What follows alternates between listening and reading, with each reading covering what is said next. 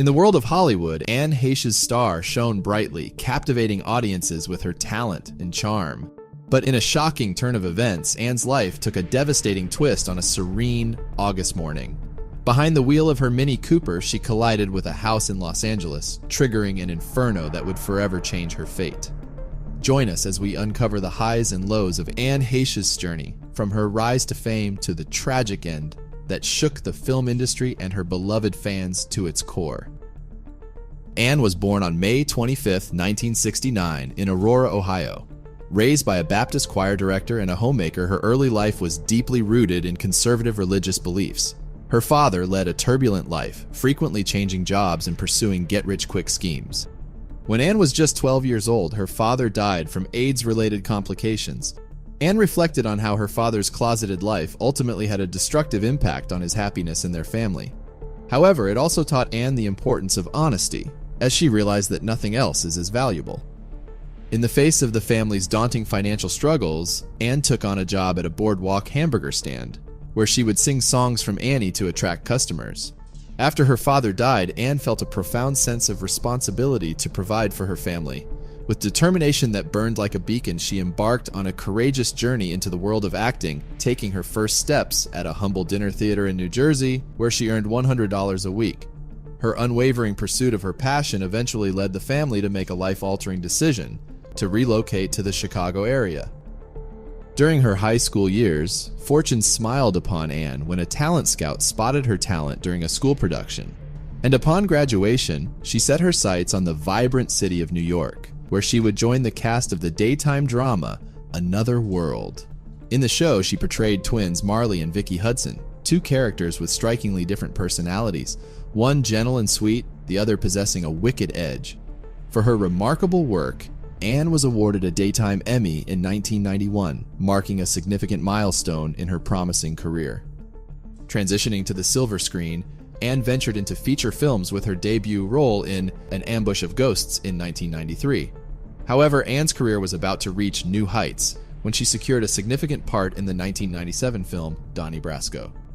In this movie, she took on the role of the wife of an undercover FBI agent portrayed by Johnny Depp, whose marriage is put to the test by her husband's secret profession. Anne's exceptional performance in this film earned her widespread recognition and acclaim, both commercially and critically. During that period, Anne Heche seemed to be riding the wave of cinematic success, scoring roles in the action-packed drama Volcano alongside Tommy Lee Jones and the witty political satire Wag the Dog with the iconic duo Dustin Hoffman and Robert De Niro. However, in 1997, Anne's personal life took center stage as she made headlines for her romantic involvement with the one and only Ellen DeGeneres, a renowned comedian and sitcom star. Although sometimes described as the world's first gay super couple, this newfound relationship also raised questions and uncertainties among some observers. They wondered if this romantic connection would negatively impact Anne's career and if she could still convincingly portray heterosexual romantic roles. Anne once said in an interview, "I was in a relationship with Ellen DeGeneres for 3.5 years, and the stigma attached to that relationship was so bad that I was fired from my multi-million-dollar picture deal, and I did not work in a studio picture for 10 years. Nevertheless, amidst the speculations about the future of her career, Anne defied the odds and continued to thrive. She boldly stepped back into the spotlight, starring with Harrison Ford in the exhilarating 6 Days, 7 Nights, playing the role of an ambitious magazine editor who becomes marooned on a deserted island with a gruff cargo pilot. However, life took an emotional turn for Anne after her relationship with Ellen DeGeneres came to an end in 2000. She found herself navigating a challenging period, which culminated in a brief hospitalization after knocking on a stranger's door in a rural area near Fresno, California. Anne had left her vehicle at the side of a rural road and walked 1.5 miles, wearing only a bra and shorts, in extremely hot weather without water, before feeling dehydrated and knocking on the door of a ranch house. The homeowner recognized Anne from 6 Days, 7 Nights and was astonished that a celebrity would show up at this in-the-middle-of-nowhere location. Authorities later stated that Anne appeared shaken and disoriented and spoke incoherently to the residents. She claimed to be an incarnation of God named Celestia, who would take humanity to heaven in a spaceship. She later described the incident as a psychotic break, and it was a moment of emotional turbulence for Anne. In her 2001 memoir, Call Me Crazy, Anne opened up with remarkable honesty about her lifelong struggles with mental health and a childhood of abuse.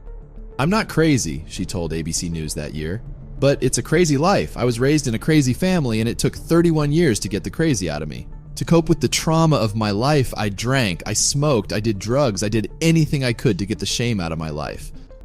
In a sit-down with Larry King in 2001, Anne said she believed she was schizophrenic, but never told anybody until then. "I was a perfect hider. I was raised to hide. I was raised to pretend. I was raised to always tell everybody that everything was fine, and even though I was in therapy for years, I never told anybody that I had another personality. I never told anybody that I heard voices and spoke to God," the star said. In the fall of 2006, Anne's talents transcended the pages of her memoir and the movie screens as she began working on her own series, Men in Trees. Anne stepped into the lead role as Maren Frist. Maren, a relationship expert, embarks on a transformative journey to a charming small town in Alaska after facing a few romantic setbacks. The series captured the hearts of viewers, showcasing Anne's remarkable talent and charisma. However, just 1 year later, Anne's life began to mirror the complexities of her own on-screen character. Her marriage with Coley LaFoon came to an end after 5 years of being together, triggering a highly publicized and emotionally charged child custody battle that garnered significant attention. Throughout this turbulent period, Anne remained steadfastly devoted to her craft. Her star continued to shine brightly, gracing both the big and small screens with her remarkable talent. Little did she know the fate that awaited her. On August 5th, 2022, while behind the wheel of her Mini Cooper, Anne found herself in not one, not two, but 3 harrowing car collisions that would change her life forever. The first collision unfolded when Anne's car hit a garage at an apartment building, causing relatively minor damage. A video that TMZ released shows Anne's car at the scene of the accident. In the video, a man can be heard yelling, "Get out of the car!" to the driver, but the car reverses and drives away. But things got even worse. Just minutes after the first collision, a second accident was reported where Anne's car hit another car, a Jaguar, and she didn't stop. Luckily, the person in the other car wasn't hurt. You can see her car speeding down a small road and almost hitting a pedestrian shortly after. However, the most catastrophic moment was yet to come. Tragedy struck in the tranquil neighborhood of Mar Vista in West Los Angeles shortly before 11 a.m. In the third and final crash, Anne's car collided with a house with such force that it breached a wall and embedded itself a staggering 30 feet into the building, entrapping Anne within its fiery wreckage. The impact led to a catastrophic fire, and the urgency of the situation became immediately apparent, as can be heard in the 911 call made from the scene. Is there anybody trapped in the car? Yes. Is there somebody trapped in the car? Yes. So yes, there's somebody is trapped in the car. Is the patient awake? Yeah. There's a fire. There's a fire. Yes. The circumstances were dire as firefighters raced against time to access and extract Anne from the damaged vehicle. For a daunting 65 minutes following their arrival at the scene, they grappled with the treacherous conditions and were initially unaware that a person was trapped within the vehicle itself. The intense fire and smoke made it incredibly challenging for rescuers to access the vehicle and extract Anne safely. Given the heavy fire and smoke conditions, it wasn't that you could clearly see into the vehicle or clearly be able to access it, said Deputy Chief Richard Fields, explaining why it took 20 minutes before firefighters could even start pulling the car from the burning house. Heavy smoke conditions in combination with heavy fire conditions made it very difficult for us to just see each other on the inside of a working structure fire. The fire was incredibly large, and it took a total of 65 minutes to put it out, requiring the heroic efforts of 59 firefighters to fully extinguish it. By the time Anne was finally rescued from the car, at 11:49 a.m., she had suffered severe burns and smoke inhalation injuries. As Anne was being taken away from the crash site, a video showed her sitting up on a stretcher. She seemed to be having a difficult time with the firefighters as they were trying to get her into the ambulance. Shortly after that, Anne lost consciousness. Initially, Anne was brought to the Ronald Reagan Medical Center for immediate emergency care due to the severity of her injuries. Later, she was transferred to the Grossman Burn Center at West Hills Hospital because she had sustained significant burn injuries from the accident. On August 8th, a spokesperson for Anne provided an update revealing that she was in a coma and in critical condition. Anne required assistance with breathing due to the lung injury she had suffered in the accident. The spokesperson also clarified that earlier reports stating she was in stable condition were inaccurate. However, she was being kept on life support in accordance with her expressed wish to be an organ donor. A few hours later, Anne was declared brain dead, but she remained on life support to assess the viability of her organs for donation as well as to locate suitable recipients. Under California law, she was considered legally dead at that time. Anne Heche died at the age of 53. On August 14th, it was announced that suitable organ recipients had been found, and Anne's body would undergo the organ donation procedure on that day.